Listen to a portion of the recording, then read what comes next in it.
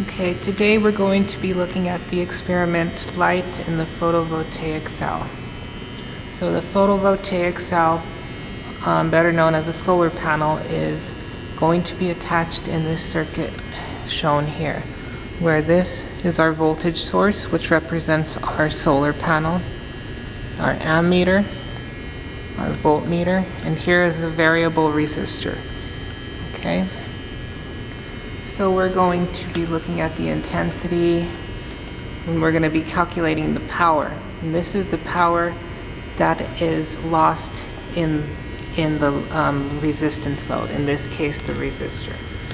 And this could be anything though that you hook up to a cell, whether you'd be charging another battery or whether you would be having running a light or any other type of source. There will be power dissipated in that, given by the current times the voltage, and our power will be in watts. Okay, so let's look at our setup. So we have our photovoltaic cell right here.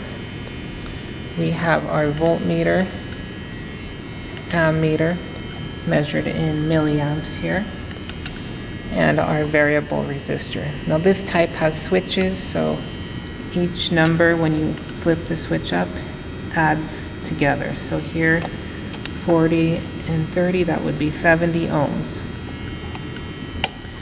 And up here we have a 100 watt light bulb, incandescent. And the first part of the experiment is we're going to cycle through different values of resistance, record the voltage in volts, the current in milliamps, and we'll have to convert that to amps, and we're going to calculate the power for various values of resistance. And our goal is to see where the max power is at.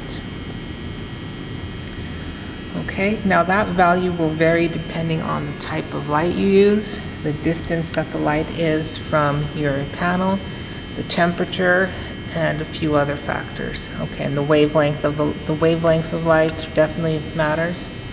Okay, whereas the incandescent bulb, the maximum power produced will probably be different than sunlight, since the sunlight has a different range of wavelengths. Okay, so we can see, you can look at the current and the voltage here. I'll just randomly try a few different values, and you can see the values of voltage and current change correspondingly. Okay, now if we get to a really high resistance, I put it on 10,000, you see our voltage gets to about max and our current drops to a minimum value. That's close to being an open circuit voltage, which is something that we normally don't deal with when the panel is connected to some type of circuit. So it's going to be somewhere in this mid-range, in the probably of hundreds of ohms roughly. Okay, so that's something we will calculate and will be shown on the data. Okay, so we're going to try various experiments with this. One thing we're going to try to do, we're going to try to shade half of the panel or some percentage of the panel, and we see what happens to our voltage and current values.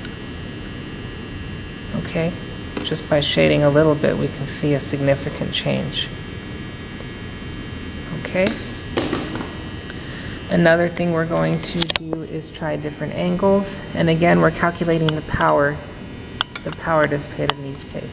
So this is on an incline, so we can put this angle up at some angle here.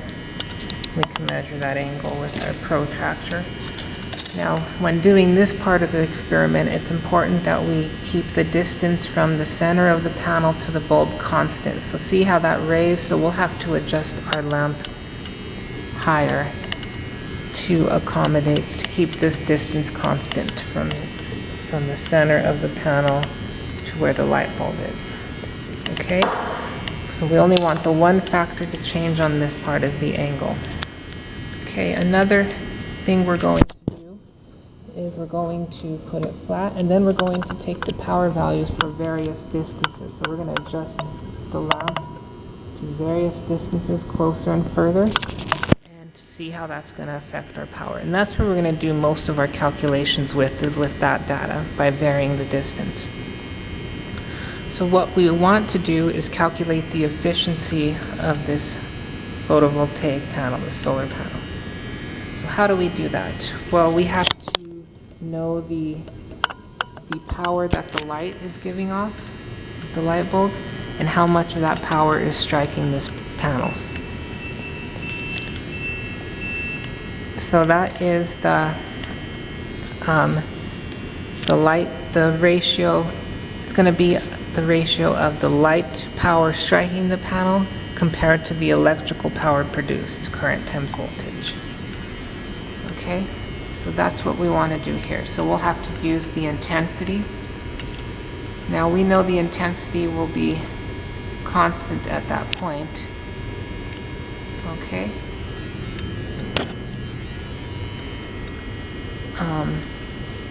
So we'll continue this on the next video.